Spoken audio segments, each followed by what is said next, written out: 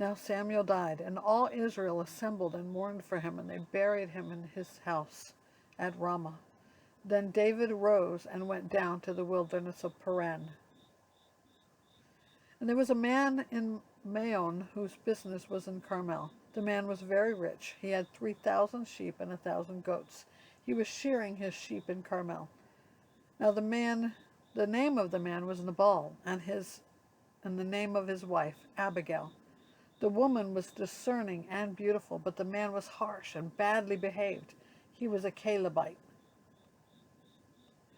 David heard in the wilderness that Nabal was shearing his sheep. So David sent 10 young men, and David said to the young men, "Go up to Carmel, and go to Nabal, and greet him in my name.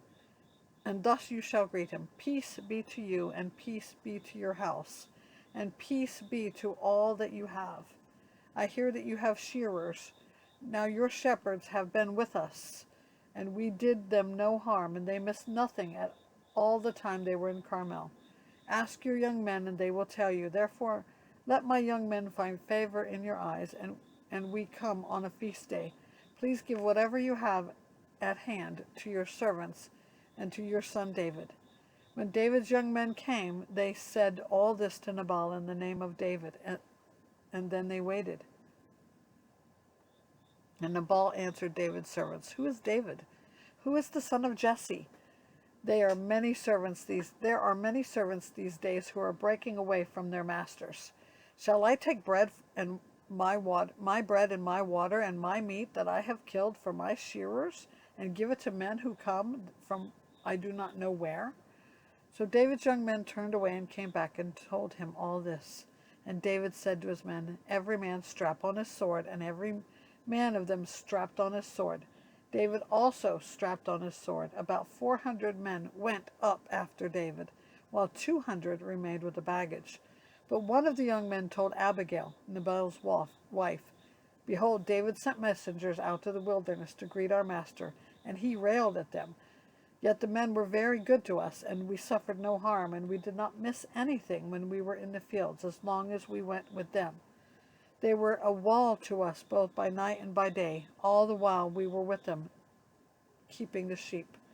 Now therefore know this, and consider what you should do, for harm is determined against our master, and against all his house, and he is such a worthless man that one cannot speak to him." Then Abigail made haste and took 200 loaves and 2 skins of wine and 5 sheep already prepared and 5 seahs of parched grain and 100 clusters of raisins and 200 cakes of figs, and laid them on donkeys. And she said to her young men, "Go on before me. Behold, I come after you." But she did not tell her husband Nabal. And as she rode on the donkey and came down under cover of the mountain, behold, David and his men came down toward her, and she met them. Now David had said, "Surely in vain have I guarded all that this fellow has in the wilderness, so that nothing was missed of all that belonged to him, and he has returned me evil for good. God do so to the enemies of David, and more also, if by morning I leave so much as one male of all who belong to him." When Abigail saw David, he hurried and got down from the donkey, and fell before David on her face, and bowed to the ground. She fell at his feet and said, "On me alone, my lord, be the guilt. Please let your servant speak in your ears, and hear the words of your servant. Let not my lord regard this worthless fellow Nabal, for as his name he is, so is he. Nabal is his name, and folly is with him. But I, your servant, did not see the young men of my lord, whom you sent. Now then, my lord, as the Lord lives, and as your soul lives, because the Lord has restrained you from blood guilt and from saving with your own hand, now then let your enemies and those who seek to do evil to my lord be as Nabal. And now let this present that your servant has brought to my lord be given to the young men who follow my lord. Please forgive the trespass of your servant, for the Lord will certainly make my lord a sure house, because my lord is fighting the battles of the Lord, and evil shall not be found in you as long as you live. If men rise up to pursue you and to seek your life. The life of my Lord shall be bound in the bundle of living in the care of the Lord your God. And the lives of your enemies he shall sling out as from the hollow of a sling. And when the Lord has done to my Lord according to all the good that he has spoken concerning you, and has anointed you prince over Israel, my Lord shall have no cause of grief or pangs of conscience for having shed blood without cause, and for my Lord working salvation himself.